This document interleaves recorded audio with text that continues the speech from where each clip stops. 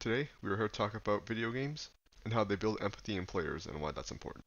But before we go into that, we have to define what empathy is. Empathy is the ability to understand and share feelings of another. But instead of another for this topic, it's going to be another in a game world.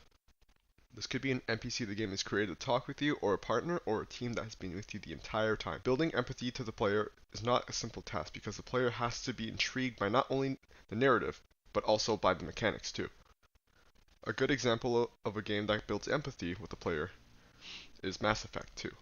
It's a game about a mysterious group called the Collectors attacking and abducting other races and species. It's a player's job to investigate and defeat the Collectors.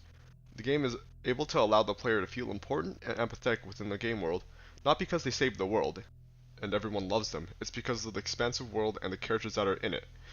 And that's what makes the game truly special and what the player really cares about.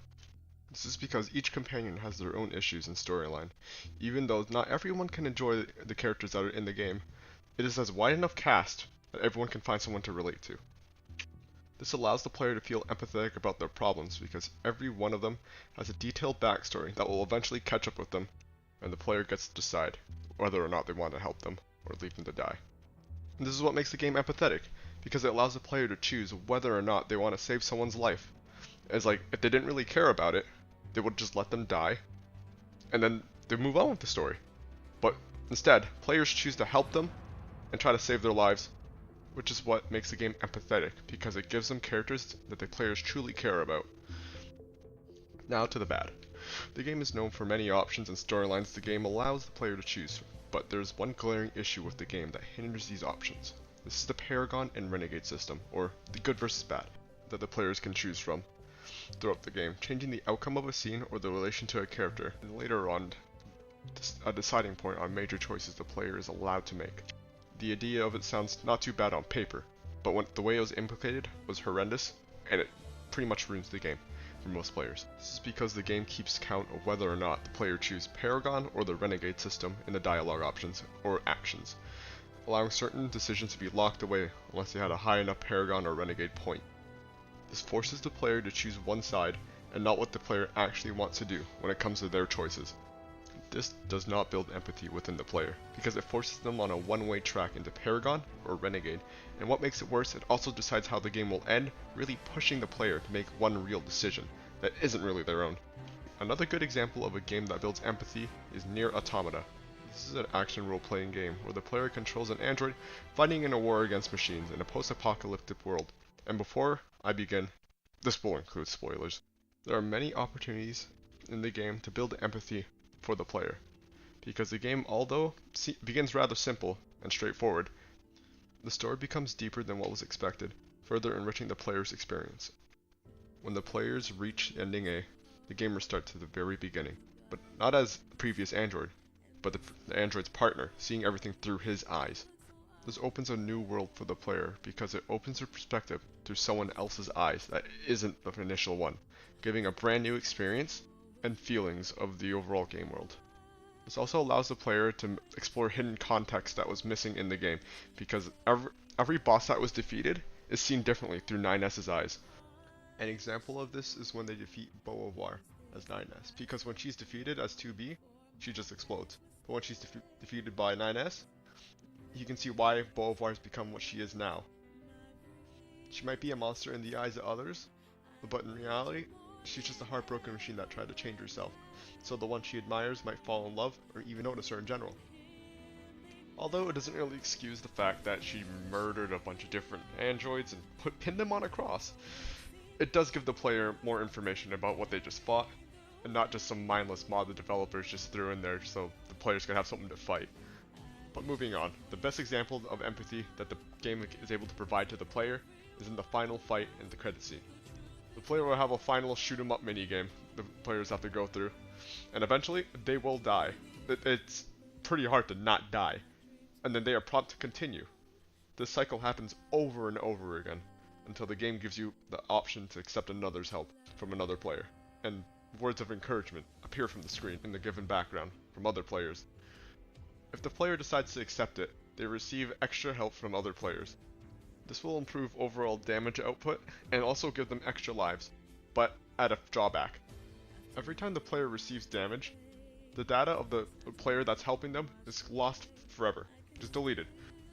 And after the player goes through the grueling battle of fighting through a bunch of text, losing data by data, the player is given one final prompt. Do they want to help players in the same position as them, but at the cost of losing their data? The game even goes to say that they would help a complete stranger, not knowing who they are and what they have done in life. Whether you disagree or agree with them, you will never know.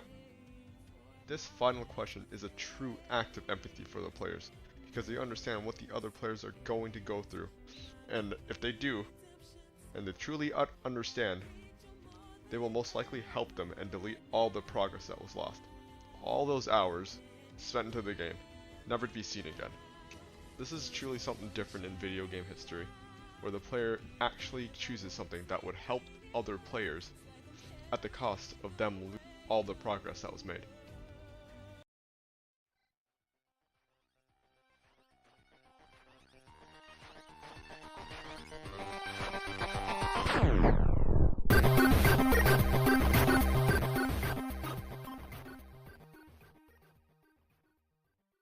The final game I would like to talk about is Cart Life, a depressing game about being a street vendor.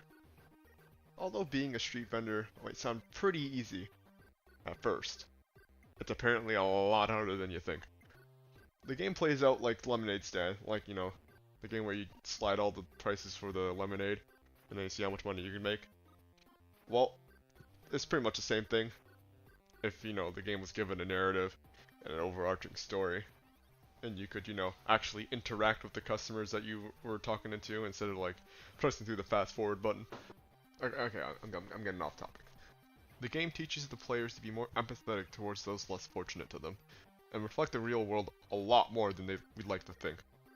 This is because the characters that the players are allowed to play have to try and make it to a month-to-month basis, as each one of them have their own problems, needs, and goals in life.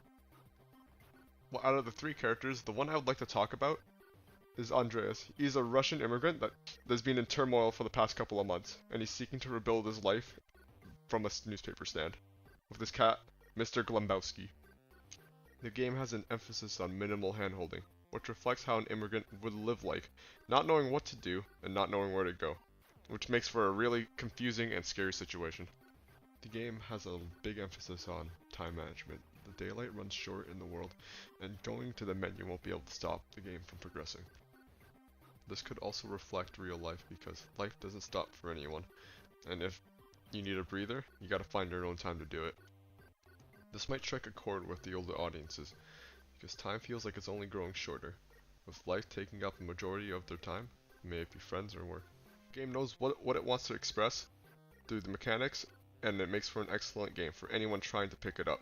The game itself is nowhere near refined, as it still has a lot of bugs, and it's been pretty much abandoned and was taken off Steam a couple of years ago by the developer himself.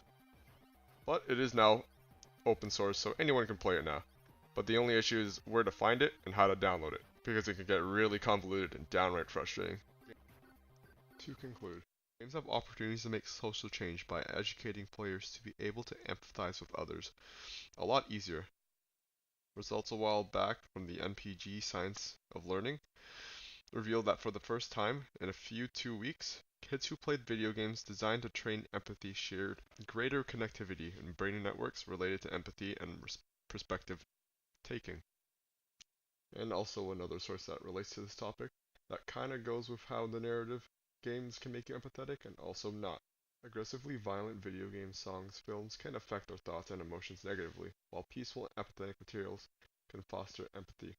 Although video games are seen in a worse light, I like to believe that they can make you a good and bad person too.